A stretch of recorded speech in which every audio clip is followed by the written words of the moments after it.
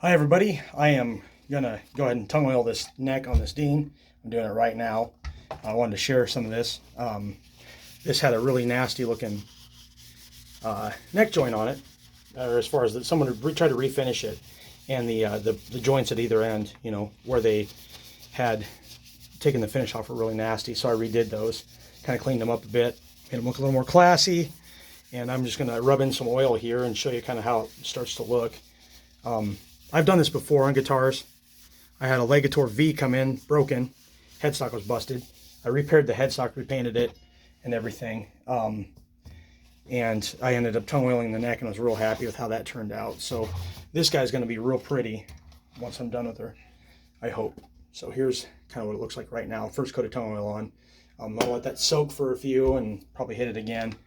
And then, you know, so what I did was I took a straight razor and kind of cleaned up the rough spots, you know, along either end. And then I went ahead and then I sanded it with 150 grit sandpaper and then 400 grit sandpaper and then 4/0 steel wool to kind of finish the joint there.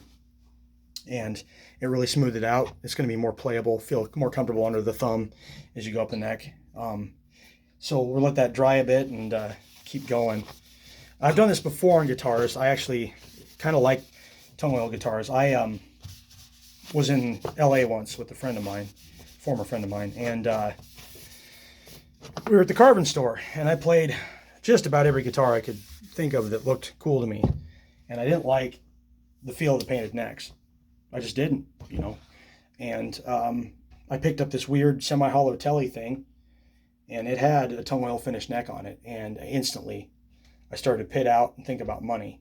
How am I going to get home if I buy this guitar? And it was like $560 or whatever. USA made guitar, $560 even back in, you know, 2003, 2004.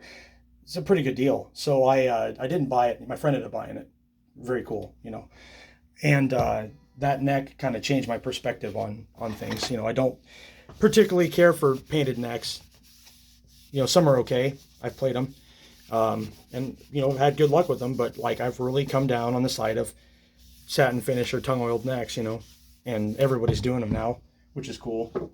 They're just nice and slippery under the hand, you know, and smooth, and they can always be like, if you don't like the way it's feeling, you can just hit it with some steel wool and it's fine. It kind of makes it feel like it did brand new again, you know, which is a really nice trick.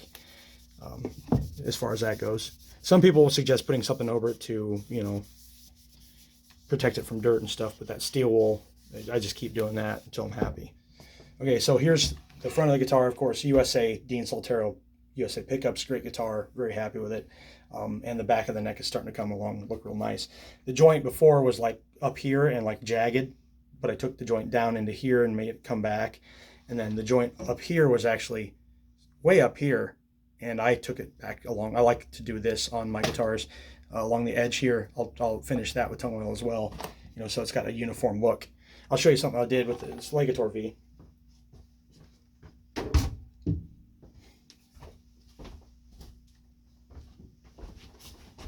Bazinga, right? Okay, so this was, when I got this, the headstock was broke off like here. The whole first tuner was hanging off. You know, this whole section came off, and I ended up just refinishing, refinishing that, and then I tung oiled this. You know, it had like a faux tung oil finish on it, and I didn't like the way it felt. Neck was kind of fat, so I actually took that straight razor, recarved the neck, reshaped it into something I liked, and then hit it with tung oil. Now, like I said before, if you don't like the way a neck's feeling, once you've tung oiled them, you can always just hit them with steel wool and they'll come back to life. And this one needs it. I've been playing a lot, like in my lessons and stuff, and it's actually feeling really good. You know, it's super comfortable, super fast. It's like a really slim neck now. Before it was huge, and I'm not afraid to dig in and do it and fix it. I've ruined guitars learning, you know, especially when I was younger, impatient. But I'm not so scared now to just dig in and have at it, you know.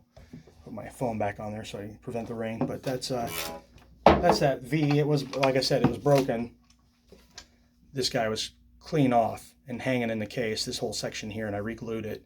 It's not perfect. I had to fill it because who knows where the wood that was in it went, because it was in a shipping case. But you can see a little chunk right there that's not there, but the whole thing is actually very stable. I've had it tuned up for, oh boy, months and months with like 10 through 52s at E. And it's fine. I'm having no issues with the guitar. It stays in tune. It plays. People have asked me, well, how's it stay? Is it going to hold? Of course it'll hold. The glue is stupid strong. You'd be surprised. I use like Type On Ultimate. It's never done me wrong.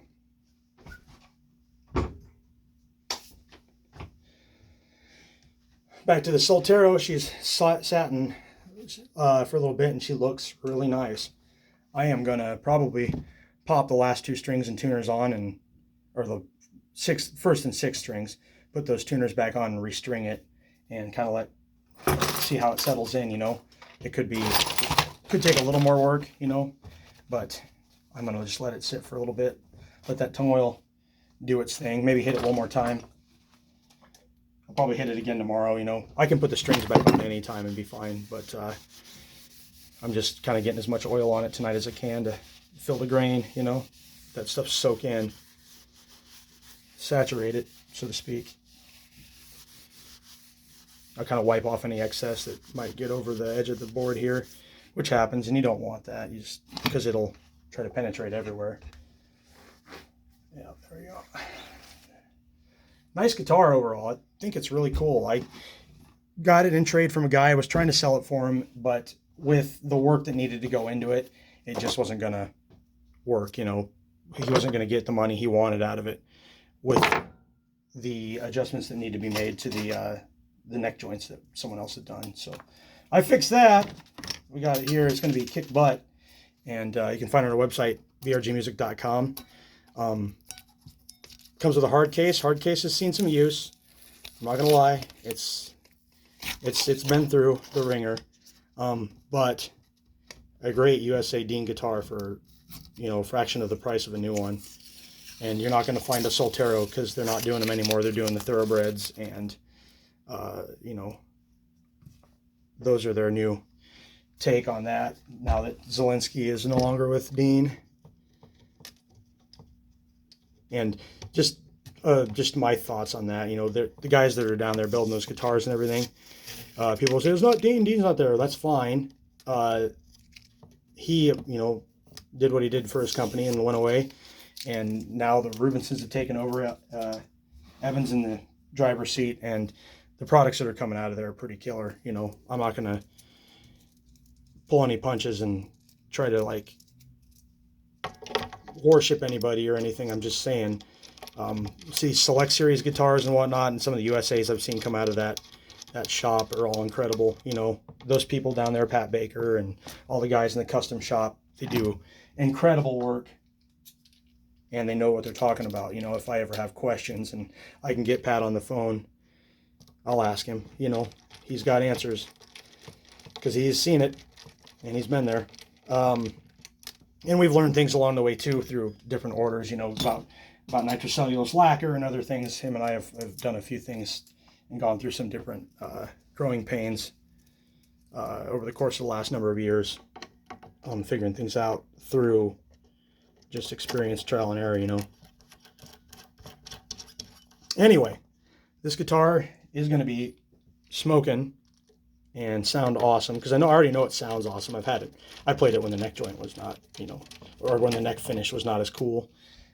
But it's going to look and sound really cool, both, which is something I think every guitar player wants, whether they deny it or not. Your guitar should also look cool. And if cool's ugly, then so be it. If you like ugly guitars, that's your thing. Ugly's cool in its own way, right? There you go. Just a little bit about that. This is going to be going up back online with new pictures here shortly. We'll go from there. Thanks a lot.